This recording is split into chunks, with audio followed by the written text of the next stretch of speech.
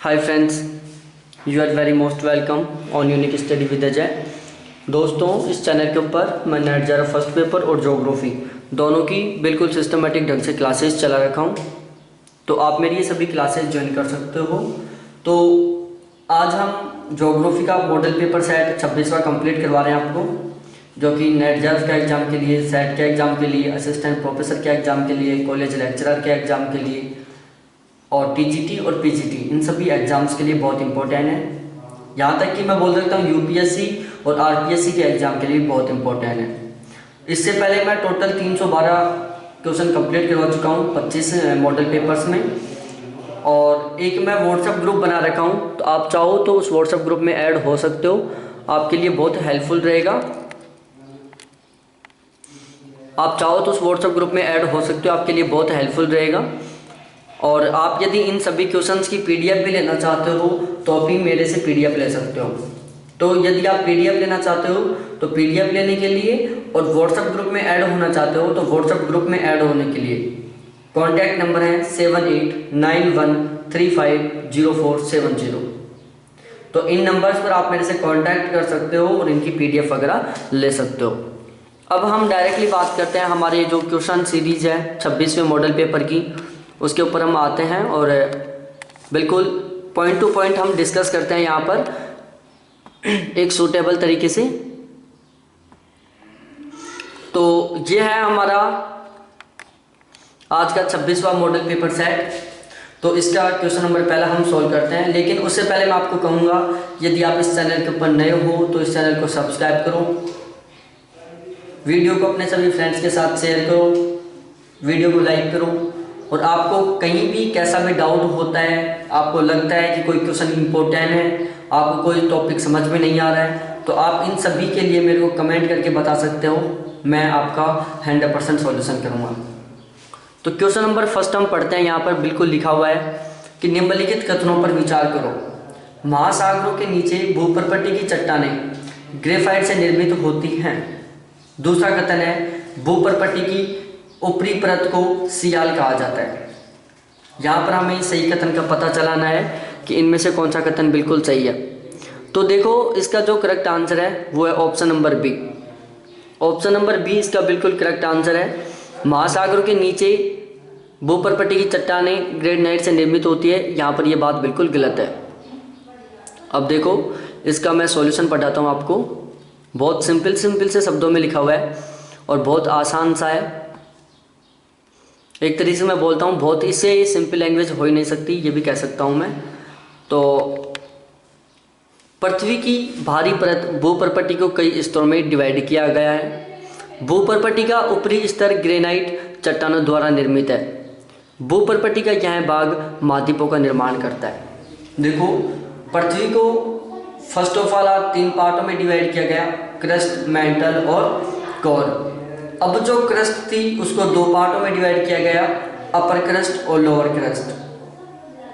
अब जो भूपर्पटी का ऊपरी भाग है जिसको हम अपर क्रस्ट बोलते हैं, वो ग्रेनाइट चट्टानों के द्वारा निर्मित है, और इन ग्रेनाइट चट्टानों के द्वारा महाद्वीपों का निर्माण होता है। दूसरी साइड जो लोअर क्रस्ट है भूपर्पटी का, जो लोअर पार्ट है जिसको हम लोअर क्रस्ट बोलते हैं, वो बेसाल्ट चट्टानों द्वारा निर्मित है। किसके द्वारा? बेसाल्ट चट्टानों द्वारा निर्मित है, जिसके द्वारा महासागरों की जो महासागरों के नीचे की जो सतह है उसका निर्माण होता है। यहाँ से 2 क्वेश्चन बन रहे हैं। पहला क्वेश्चन बन रहा है कि महाद्वीपीय सतह का निर्माण होता है ग्रेनाइट चट्टान द्वारा, महासागरों की तली का निर्माण होता है बेसाल्ट चट्टानों द्वारा।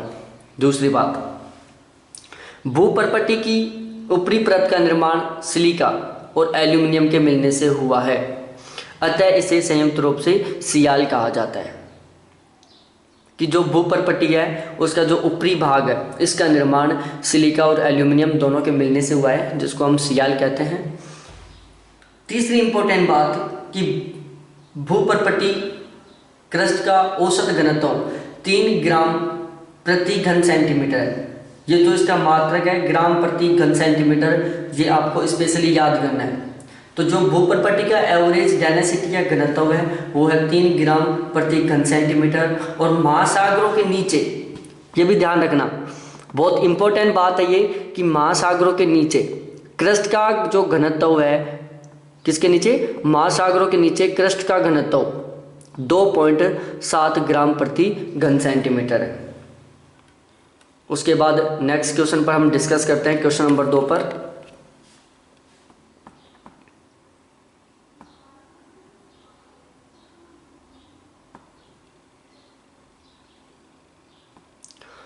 क्वेश्चन नंबर 2 है कि निम्नलिखित कथनों पर विचार करो।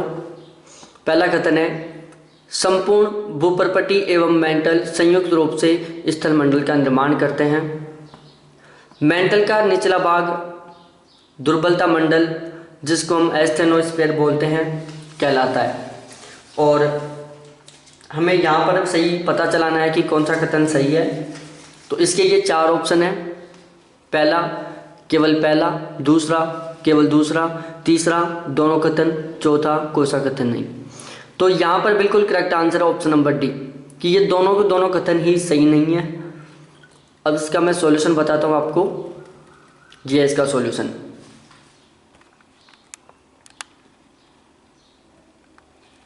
क्या है ये? इसका सॉल्यूशन है बहुत सिंपल से शब्दों में। भूपर्पटी का संपूर्ण भाग और मेंटल का ऊपरी भाग संयुक्त रूप से स्थलमंडल का निर्माण करते हैं। कि भूपर्पटी का तो संपूर्ण भाग और मेंटल का ऊपरी भाग, ये दोनों मिलकर स्थलमंडल का निर्माण करते हैं। बहुत इंपॉर्टेंट बात है, समझने लायक बात है कि भूपर्पटी प्लस ऊपरी मेंटल दोनों मिलकर स्थलमंडल का निर्माण करते हैं। और स्थलमंडल की मोटाई है 10 से 200 किलोमीटर तक। 10 से 200 किलोमीटर की गहराई तक क्या है? स्थलमंडल है। उसके बाद दूसरी बात, मेंटल का ऊपरी भाग दुर्बलता मंडल कहलाता है। जो मेंटल है उसका ऊपरी भाग दुर्बलता मंडल कहलाता है, जिसकी गहराई 100 से 200 किलोमीटर तक है। जो मेंटल का ऊपरी भाग है उसको दुर्बलता मंडल कहते हैं, जिसकी गहराई 100 से 200 किलोमीटर तक है। उसके बाद तीसरी बात, मेंटल भूपर्पटी के नीचे की परत है। यह 2900 किलोमीटर की गहराई तक पाई जाती है। कि जो मेंटल है वो भूपर्पटी के नीचे की परत है, जो कि 2900 किलोमीटर की गहराई तक पाई जाती है। इसका घनत्व भूपर्पटी से अधिक होता है, जो कि 3.4 ग्राम प्रति घन सेंटीमीटर होता है। और भूपर्पटी और ऊपरी मेंटल दोनों को अलग करता है कौन? मोह असंबद्धता। कौन? एक मोह असंबद्धता है, डिस्कनेक्टिविटी है, जो भूपर्पटी एवं दुर्बलता मंडल दोनों को अलग करता है, या भूपर्पटी एवं ऊपरी मेंटल दोनों को अलग करता है। उसके बाद क्वेश्चन नंबर 3 है, निम्नलिखित कथनों पर विचार करो। पहला कथन है, पृथ्वी का 63% भाग मेंटल से निर्मित है। दूसरा है, दुर्बलता मंडल ज्वालामुखी उद्गार के समय मैग्मा का मुख्य स्रोत होता है। ऑप्शन ए केवल पहला, ऑप्शन बी केवल दूसरा, ऑप्शन सी दोनों, ऑप्शन डी ना तो पहला और ना ही दूसरा। तो यहाँ पर जो करेक्ट आंसर है वो है ऑप्शन नंबर बी, कि यहाँ पर जो केवल दूसरा कथन है वो बिल्कुल सही है। अब ये दूसरा कथन सही क्यों है? देखो, पृथ्वी का लगभग 83% भाग मेंटल से निर्मित है। पृथ्वी का लगभग 16% भाग क्रोड से निर्मित है और 0.5% भाग क्रस्ट से निर्मित है। देखो, 83.5% भाग तो मेंटल से निर्मित है, 16% भाग क्रोड से निर्मित है और 0.5% भाग क्रस्ट से निर्मित है। दुर्बलता मंडल ज्वालामुखी उद्गार के समय मैग्मा का मुख्य स्रोत होता है। जो दुर्बलता मंडल है, मेंटल का जो ऊपरी भाग है, वो ज्वालामुखी उद्गार के समय मैग्मा का मुख्य स्रोत होता है। ऊपरी मेंटल व निचली मेंटल के बीच घनत्व संबंधित असंबद्धता रेपेटी असंबद्धता कहलाती है। देखो, भूपर्पटी और ऊपरी मेंटल दोनों के बीच का जो असंबद्धता है उसको हम मोह असंबद्धता कहते हैं। ऊपरी मेंटल और निचला मेंटल इन दोनों के बीच में घनत्व में बहुत भारी अंतर पाया जाता है, जिसको हम रेपेटी असंबद्धता कहते हैं। मेंटल का जो ऊपरी भाग है या मेंटल की जो ऊपरी परत है, मेंटल का ऊपरी परत आंशिक रूप से सिमेटिक होता है, जबकि मेंटल का आंतरिक स्तर पूर्ण रूप से सिमेटिक अल्ट्रा बेसिन चट्टानों से बना होता है। कि मेंटल का जो ऊपरी भाग है वो आंशिक रूप से सिमेटिक होता है और जो आंतरिक भाग है वो पूर्ण रूप से सिमेटिक अल्ट्रा बेसिक चट्टानों से बना होता है। उसके बाद क्वेश्चन नंबर 4, निम्नलिखित कथनों पर विचार करो। कथन फर्स्ट, बाह्य क्रोड ठोस अवस्था में है जबकि आंतरिक क्रोड तरल अवस्था में है। दूसरा कथन, क्रोड निकल एवं लोहा का बना होता है। कौन सा कथन सही है हमें पता चलाना है। ऑप्शन ए केवल पहला, ऑप्शन बी केवल दूसरा, ऑप्शन सी पहला और दूसरा, और ऑप्शन डी ना तो पहला और ना ही दूसरा। तो देखो जो इसका करेक्ट आंसर है वो है ऑप्शन नंबर बी। इसका बिल्कुल करेक्ट आंसर है ऑप्शन नंबर बी। अब कैसे है देखो मैं आपको बताता हूं। ऊपर से हम पढ़ते हैं, कोर पृथ्वी की सबसे निचली परत है। पृथ्वी के कुल आयतन का 16% और द्रव्यमान का 32% भाग क्रोड से निर्मित है। क्रोड पृथ्वी की सबसे नीचे की परत है। पृथ्वी के कुल आयतन का 16% और द्रव्यमान का 32% भाग क्रोड से निर्मित है। बाह्य क्रोड जिसको हम आउटर कोर बोलते हैं ये तरल अवस्था में रहता है, जबकि आंतरिक कोर ठोस अवस्था में रहता है। कि जो क्रोड है उसका बाह्य भाग जिसको हम बाह्य क्रोड बोलते हैं वो तरल अवस्था में रहता है और आंतरिक कोर है वो ठोस अवस्था में रहता है। कोर का निर्माण निकिल और लोहे दोनों से होता है। कि जो कोर होता है जिसको हम क्रोड बोलते हैं वो निकिल और लोहा दोनों से मिलकर बना होता है, इसलिए इस परत को हम निफे कहते हैं। क्या कहते हैं? निफे कहते हैं।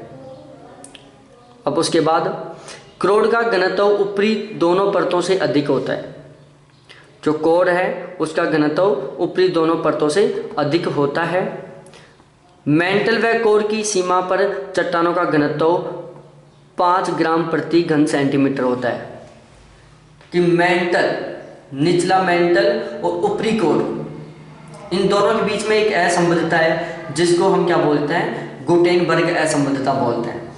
कि निचला मेंटल और ऊपरी कोर दोनों के बीच एक असंबद्धता है जिसको हम गुटेनबर्ग असंबद्धता बोलते हैं। और गुटेनबर्ग असंबद्धता पर जो घनत्व है वो है 5 ग्राम घन सेंटीमीटर। गुटेनबर्ग असंबद्धता पर घनत्व कितना है? 5 ग्राम प्रति घन सेंटीमीटर। जबकि केंद्र में 6300 किलोमीटर की गहराई पर घनत्व 13 ग्राम प्रति घन सेंटीमीटर है। केंद्र में कितना है घनत्व? 13 ग्राम प्रति घन सेंटीमीटर हो जाता है। उसके बाद आंतरिक मेंटल और बाह्य कोर के बीच घनत्व संबंधित असंबद्धता को गुटेनबर्ग विसार्ट असंबद्धता कहते हैं। उसके बाद नेक्स्ट बात है, बाह्य कोर और आंतरिक कोर दोनों के बीच जो असंबद्धता होती है उसको हम लेहमैन असंबद्धता कहते हैं। क्या कहते हैं? लेहमैन असंबद्धता कहते हैं। देखो कुछ बुकों में गलत लिख रखा है एक बात कि आंतरिक कोर और बाह्य कोर के बीच में कोनार्ड असंबद्धता पाई जाती है। बहुत सी बुकों में ये बात लिखी हुई है, लेकिन ध्यान रखना ये बात बिल्कुल गलत है। ऊपरी भूप्रपट्टी और निचली भूप्रपट्टी जिसको अपर क्रस्ट और लोअर क्रस्ट इन दोनों के बीच में पाई जाती है कौन सी? कोनार्ड असंबद्धता। जबकि अपर कोर और लोअर कोर, ऊपरी कोर और निचला कोर इन दोनों के बीच में लेहमैन असंबद्धता पाई जाती है। उसके बाद नेक्स्ट क्वेश्चन है 5वां, निम्नलिखित कारकों पर विचार करो। आग लगना, बांध एवं तटबंध के टूटने से बाढ़ आना, मृदा द्रवण, भूस्खलन, धरातलीय विस्थापन। उपयुक्त कारकों में से कौन सा भूकंप का संभावित परिणाम हो सकता है? तो हमें पता चलाना है कि इनमें से कौन सा है जो भूकंप का संभावित परिणाम हो सकता है। ऑप्शन ए केवल पहला, ऑप्शन बी केवल पहला और तीसरा, ऑप्शन सी दूसरा, तीसरा और पांचवा, और option D all of this. तो यहाँ पर जो करेक्ट आंसर है वो है ऑल ऑफ दिस। देखो मैं पढ़ के बताता हूँ। भूकंप एक प्राकृतिक आपदा है। क्या है? भूकंप एक प्राकृतिक आपदा है। इसके निम्न संभव परिणाम हो सकते हैं, जैसे भूमि का हिलना, धरातलीय विसंगति, भूस्खलन जिसको हम पंख स्खलन बोलते हैं, मृदा द्रवण, हिमस्खलन, धरातलीय विस्थापन, बांध व तटबंध का टूटना, आग लगना और सुनामी। क्या है? सुनामी। तो ये टोटल 9 कारक हैं जो भूकंप की वजह से हो सकते हैं। क्या क्या? हिम का पिघलना है, हिलना है, सॉरी हिम का हिलना है, धरातलीय विसंगति है, भूस्खलन है, पंख स्खलन है, मृदा द्रवण है, हिमस्खलन है, धरातलीय विस्थापन है, बांध एवं तटबंध का टूटना है, आग लगना है और सुनामी है। उसके बाद छठा क्वेश्चन है, निम्नलिखित कथनों पर विचार करो। कथन पहला, केवल वही क्षेत्र जो भ्रंश के समीप है भूकंप के तीव्र झटके महसूस करते हैं। दूसरा कथन, भूकंपीय घटनाओं को मापन भूकंपीय तीव्रता के आधार पर किया जाता है। 2 कथन है कि केवल वही क्षेत्र जो भ्रंश के समीप है भूकंप के तीव्र झटके महसूस करते हैं। दूसरा है, भूकंपीय घटनाओं का मापन भूकंपीय तीव्रता के आधार पर किया जाता है। कौन सा कथन सही है हमें पता चलाना है। तो ये टोटल 4 ऑप्शन दिए हुए हैं, इनमें से सही आंसर का पता चलाना है। तो यहाँ पर सही आंसर है ऑप्शन नंबर सी। ये जो दोनों की दोनों बातें हैं वो बिल्कुल करेक्ट हैं। इसका हम डिस्क्रिप्शन पढ़ते हैं। देखो, भूकंप एक प्राकृतिक आपदा है। भूकंपीय घटनाओं को तीव्रता के आधार पर रिएक्टर स्केल द्वारा मापा जाता है। जो भूकंपीय घटनाएं हैं उनको तीव्रता के आधार पर रिएक्टर स्केल द्वारा मापा जाता है। भूकंपीय तीव्रता भूकंप के दौरान निर्मुक्त होने वाली ऊर्जा से संबंधित है। भूकंपीय तीव्रता भूकंप के द्वारा या भूकंप के दौरान निर्मुक्त या मुक्त होने वाली ऊर्जा से संबंधित है। और जो रिएक्टर स्केल है उसके द्वारा चट्टानों से निर्मुक्त होने वाली ऊर्जा का मापन किया जाता है। जो रिएक्टर स्केल है उसके द्वारा चट्टानों से निर्मुक्त होने वाली ऊष्मा का मापन किया जाता है। रिएक्टर पैमाने के आधार पर भूकंप की तीव्रता 0 से 10 तक होती है। रिएक्टर पैमाने के आधार पर भूकंप की तीव्रता 0 से 10 तक होती है। नेक्स्ट क्वेश्चन है 7वां।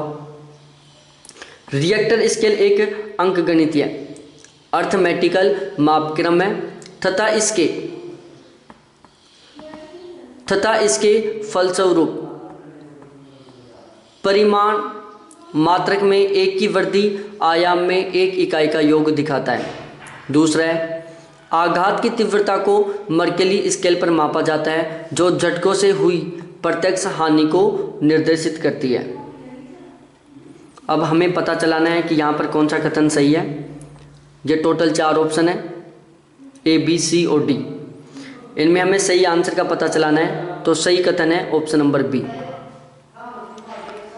अब हम इसको आगे देखते हैं। देखो, रिएक्टर स्केल भूकंपीय तीव्रता को मापने वाला एक यंत्र है। यह एक लघुगणकीय लॉगरिथमिक मापक्रम है। ध्यान रखना, जो रिएक्टर स्केल है वो एक लघुगणकीय मापक्रम है। इसके फलस्वरूप परिमाण मात्रक में 1 की वृद्धि आयाम के लिए 10 के गुणक को निरूपित करता है।